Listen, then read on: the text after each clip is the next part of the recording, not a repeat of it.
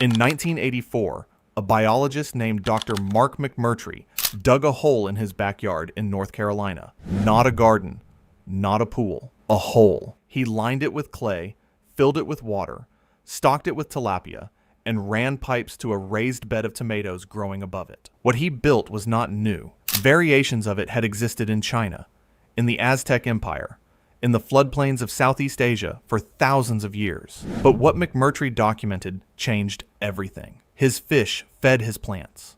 His plants cleaned his water fed his fish. Nothing was wasted. Nothing was bought. The loop was perfect. He published the results. A few university researchers cited the papers. A handful of homesteaders built systems. And then the industrial food system did what it always does with inconvenient knowledge. It ignored it. Today, we're going to build that system in your backyard. Not a science experiment. Not a hobby. A closed-loop protein and produce machine that feeds your family on almost zero inputs. And by the time we're done, you'll understand why a system this efficient has been hiding in plain sight for your entire life. Let's start where the story actually starts. Not with McMurtry in 1984, with the Aztecs, roughly 1200 AD. The Chinampas of Tenochtitlan were artificial floating islands built in the shallow lakes surrounding the Aztec capital. Between the islands ran channels of water, and in those channels lived fish. Massive populations of native species that were never fed, never penned, and never managed in any conventional sense. The fish ate algae and insects. Their waste fed the island gardens above. The gardens filtered the water back into the channels. The entire system was so productive that it fed a city of 200,000 people, the largest city in the Western Hemisphere at the time, with almost no external inputs. Spanish conquistadors documented it with fascination and then dismantled it entirely. They understood it was efficient.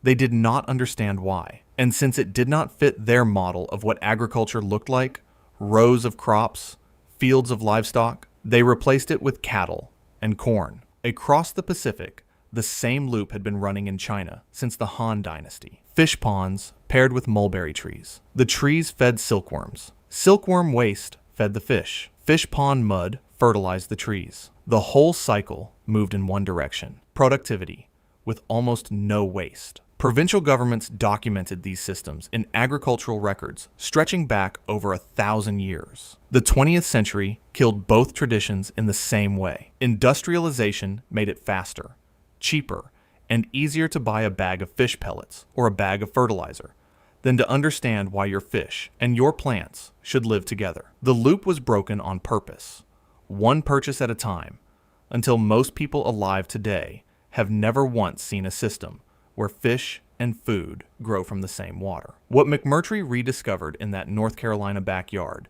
and what modern aquaponics researchers have since validated across hundreds of controlled studies, is that the loop is not a trick. It is not a niche hobby for preppers and permaculture enthusiasts. It is the most resource-efficient food production system human beings have ever invented. Here's why.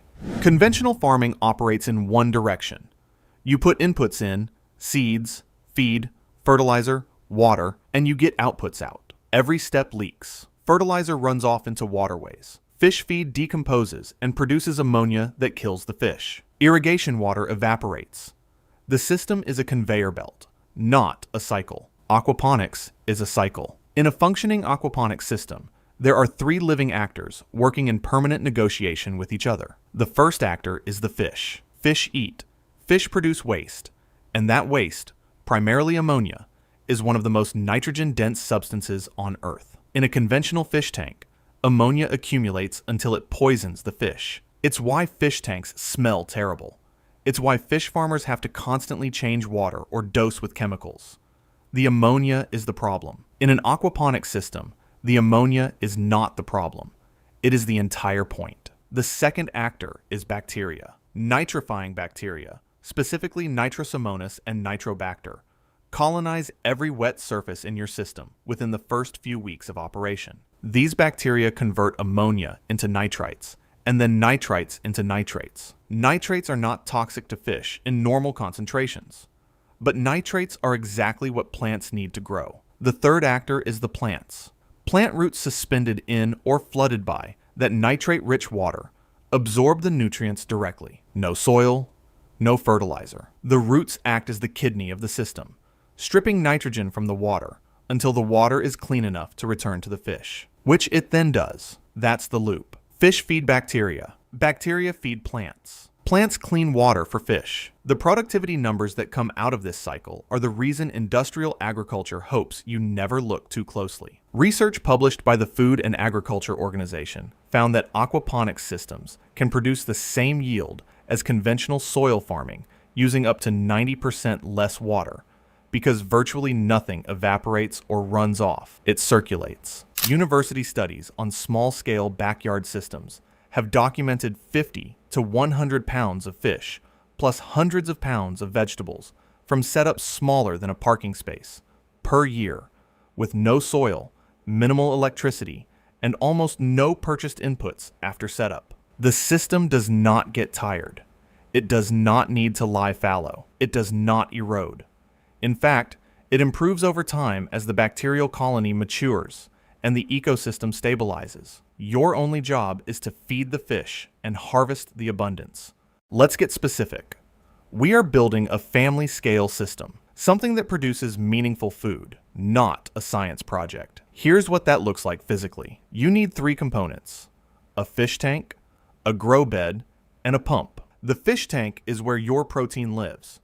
For a backyard starter system, a 300-gallon tank, which you can buy new for around $200, or find used for $50 to $80, holds enough fish to meaningfully supplement your family's protein. At full production, a well-managed 300-gallon tank with tilapia or channel catfish yields between 60 and 100 pounds of fish per year. The grow bed sits above or beside the fish tank. It is filled not with soil, but with a neutral grow medium.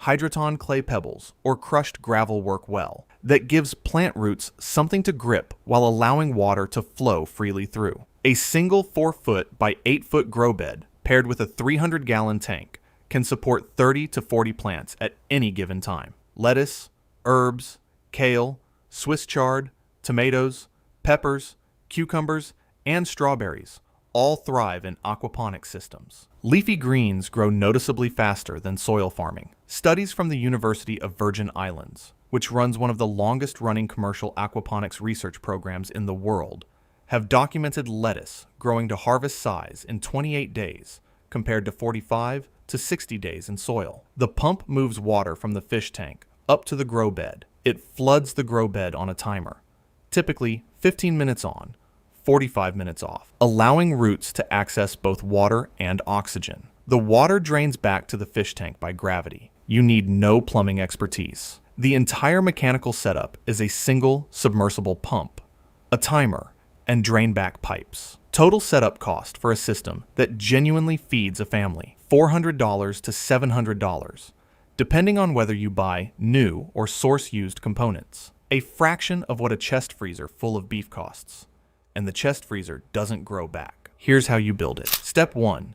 Choose your location. You want access to electricity for the pump, protection from temperature extremes, and at least 6 hours of direct sunlight for your plants. A south-facing backyard, a greenhouse, a covered patio, or a garage with grow lights all work. The system can run indoors year-round in any climate. Step 2. Set up your fish tank. Place your tank level on stable ground. Fill it with dechlorinated water. If you're using municipal tap water, add a dechlorinator, available for a few dollars at any pet store, or let it sit uncovered for 48 hours. Connect your pump to a timer and run the water line up to where your grow bed will sit. Step 3. Build your grow bed. The simplest design is a flood and drain bed, a watertight container sitting elevated above or beside the fish tank, filled with your grow medium, with a standpipe in the center that drains water back to the tank once it reaches the desired flood level. Commercial IBC tote kits,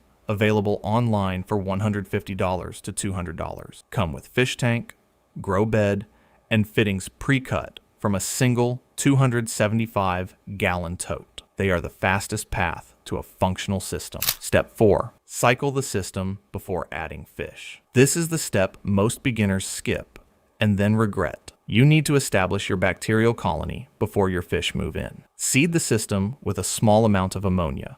Pure ammonia from a hardware store works, or a few fish flakes, and run the pump for 2 to 4 weeks. Test the water every few days with an aquarium test kit. You are waiting for ammonia to rise, then fall, and for nitrates to appear. When ammonia and nitrites read near zero and nitrates are detectable, your bacteria are established. The system is ready. Step 5.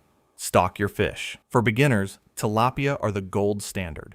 They tolerate a wide range of water conditions, grow rapidly, reaching harvest weight of 1 pound in 4 to 6 months, and taste mild and versatile. Channel catfish are an excellent cold climate alternative, legal in every state. Bluegill work well in systems that will be left to run with minimal management. Stock at a rate of roughly 1 pound of fish per 5 to 10 gallons of water to start. You can increase density as your system matures and your bacterial colony strengthens. Step 6. Plant your grow bed. Start with fast-growing crops that respond dramatically to the nutrient-rich water. Lettuce, basil, mint, kale. These will give you feedback quickly and let you see the system working. Once your confidence builds, add fruiting plants like tomatoes and peppers, which require more nutrients but produce dramatically higher yields per plant. Step 7. Feed the fish and leave the system alone. Feed your fish once or twice daily, only what they'll consume in 5 minutes. The rest of the system manages itself. Test water parameters: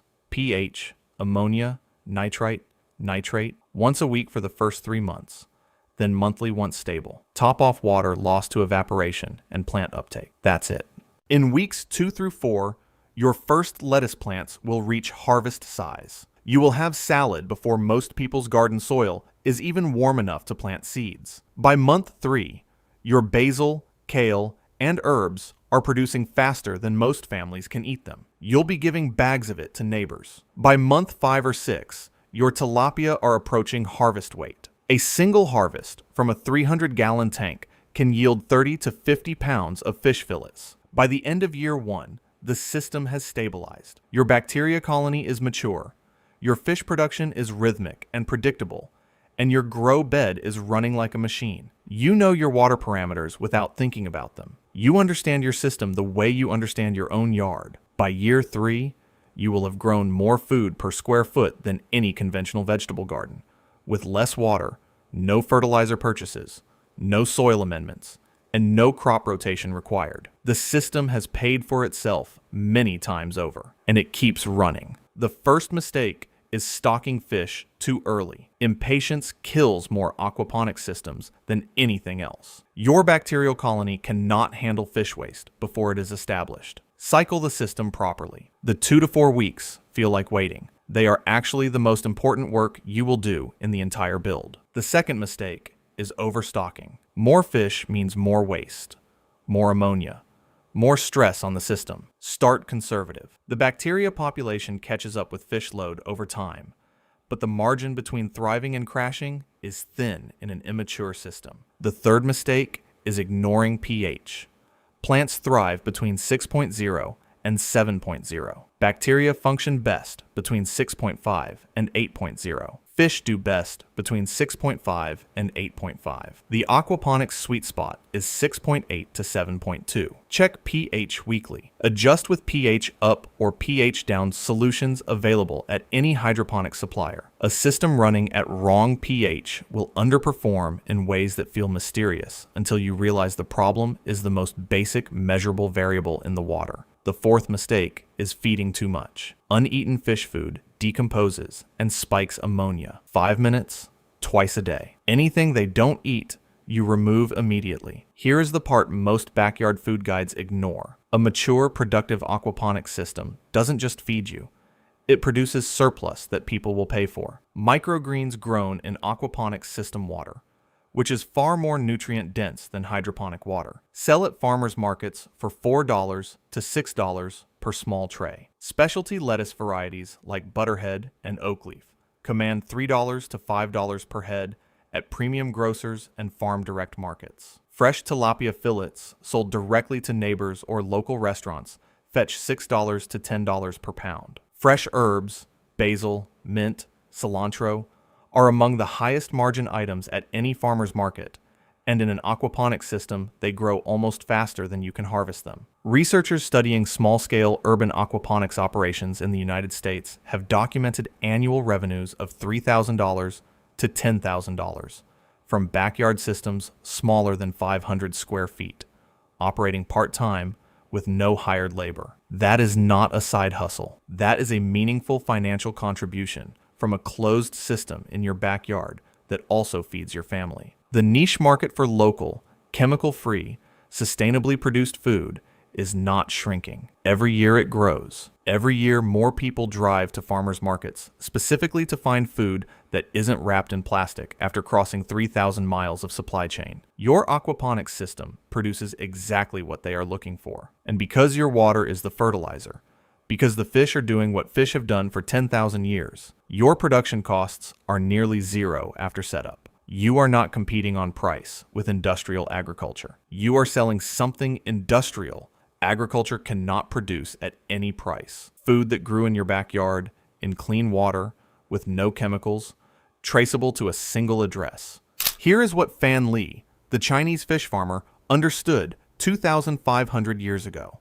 What the Aztec engineers of Tenochtitlan understood. What McMurtry was trying to tell us in 1984. A closed-loop food system is not a farming strategy. It is a relationship with biology. You are not working against nature to extract food. You are arranging conditions so that nature produces food automatically. The fish want to eat. The bacteria want to convert waste.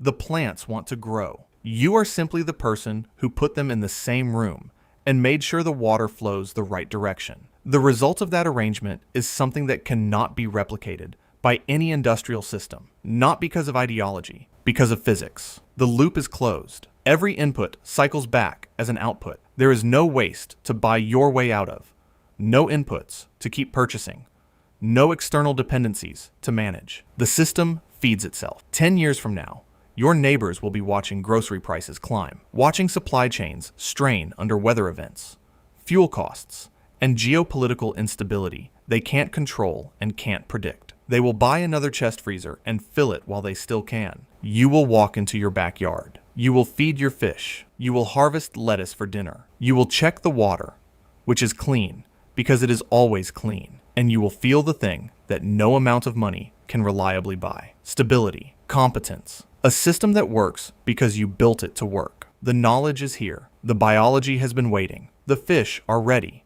Build the loop. If this opened something for you, subscribe so you don't miss the next system we uncover. Share this with someone who's done waiting for permission. The food system isn't going to fix itself, but your backyard can.